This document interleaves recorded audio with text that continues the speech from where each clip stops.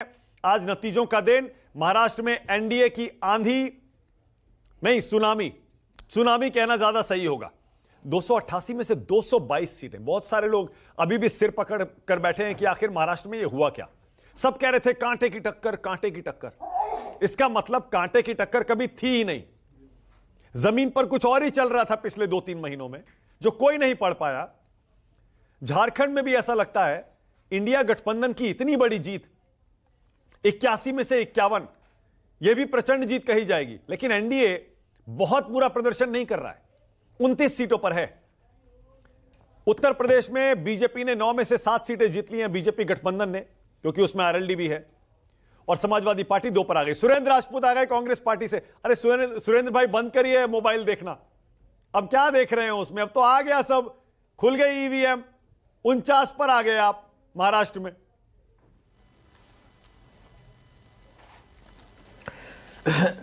मानक भाई, ये बताओ, अब मोबाइल ना देखे तो क्या करें? आप सामने टीवी नहीं है, आपका प्यारा सा चेहरा देख नहीं सकते, विनोद शर्मा जी को देख नहीं पा रहे हैं, सुन रहे हैं, तो और क्या करें? आप बताओ, जो आप कहो वो कर डाले, क्योंकि महाराष्ट्र में तो हम हार गए। हाँ। ये तो अपने आप में सच है। लेकिन इसके साथ साथ झारखंड में हम जीत भी गए हैं। हाँ। प्रियंका गांधी जी भी जीत गई हैं। हाँ। उत्तर प्रदेश में 3 सीटों पर इंडिया गठबंधन आगे है, जिसमें से 1 सीट जीत चुका है। 2 सीटों पर हम आगे हैं। ठीक है ना? हाँ। तो एक जिसको कहा जाए, इसमें कांटे की लड़ाई हम लोगों ने उपचुनाव में भी दी।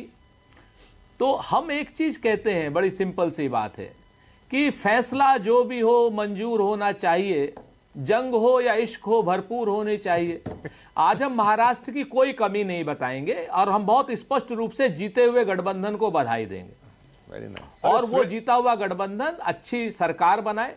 हम लोग जी बहुत बढ़िया। अरे सुरेंद्र भाई, मैं तो आपकी दाद दे रहा हूं। मतलब बहुत समय बाद ऐसा हो रहा है कि कांग्रेस पार्टी के प्रवक्ता टीवी पर नतीजों के बाद आकर और तहे दिल से सिर झुकाकर हार का स्वागत कर रहे हैं। हरियाणा में हमें याद है क्या हुआ था। हरियाणा में भी आपने कहा था हम स्वीकार नहीं करते, रिजेक्ट करते हैं। ये ऑफिशियल लाइन है ना सुरेंद्र भाई पार्टी की? क्योंकि आप तो कई बार अपने मन की बात खुलकर कह देते हैं बिना किसी से डरे। ये कांग्रेस पार्टी की लाइन है ना कि जनादेश स्वीकार है। देखिए, मन के हम तो कांग्रेस पार्टी के सिपाही हैं। कांग्रेस पार्टी ने हमको लोकतंत्र में हार और जीत दोनों चीजें समान रूप से सहने के लिए सिखाया है। हमारे तो रग रग में कांग्रेस है, डीएनए में कांग्रेस है। तो हम लोग तो जो बात कहते हैं वो लोकतंत्र को बचाने के लिए, लोकतंत्र की रक्षा के लिए, और लोकतंत्र में जो परिणाम आते हैं, अगर हमारे परिणाम अस्वीकार है, जैसे हरियाणा में हमें परिणाम अस्वीकार थे, चूंकि नहीं समझ में आ रहा था, किसी का नहीं समझ में आ रहा था।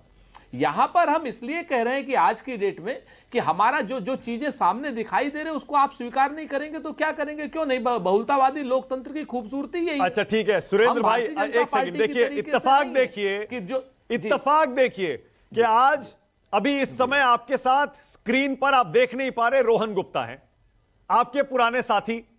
सुबह भी आए थे, वो कह रहे थे देखिए कब तक हम लोग जनता का जो मूड है, जो आदेश है, उसे स्वीकार ना करें। मैंने कर लिया और मैंने कांग्रेस पार्टी छोड़ के बीजेपी ज्वाइन कर ली, अपनी गलती सुधार ली, भूल सुधार कर ली। आज रोहन गुप्ता के पास यह कहने का मौका है सुरेंद्र राजपूत कि आप लोग जनता का मूड नहीं पढ़ पा रहे, अपना मूड जनता पर थोपने की कोशिश कर रहे हैं। जवाब दीजिए, बोलिए। मैं आपसे 2-3 चीजें बड़ी स्पष्ट कहता हूं। पार्टी हॉपिंग करना, पार्टी छोड़ना जनता का मूड समझना नहीं है। या तो आपका पहले सिद्धांत गलत था या आज सिद्धांत गलत है। हो सकता है मुद्दे चुनने में हमें परेशानी हुई हो, या हमारे मुद्दे जनता के बीच में हम उस तरीके से नहीं पहुंचा पाए हों। लेकिन वही मुद्दे अगर हम झारखंड में पहुंचा रहे हैं तो झारखंड में हम एक तरफा जीत कर रहे हैं।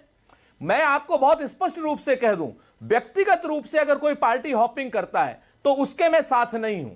हम चुनाव हार गए, हम जनता का क्या नाम आदेश शिरोधार्य करेंगे। झारखंड में भी जनता की जीत हमें शिरोधार्य है। हम दोनों जगह पर बहुत अच्छे से अपने नतीजों को स्वीकार कर रहे हैं। हम ये, लेकिन इसके साथ साथ हम ये कहते हैं कि सुरेंद्र राजपूत पार्टी छोड़ दे, तो भाई मैं उस चीज के पक्ष में नहीं हूं। रोहन गुप्ता जी का अपना मानना है। रोहन गुप्ता जी को जिस वक्त टिकट मिला, टिकट लेने से पहले उन्हें पार्टी छोड़ देनी चाहिए थी।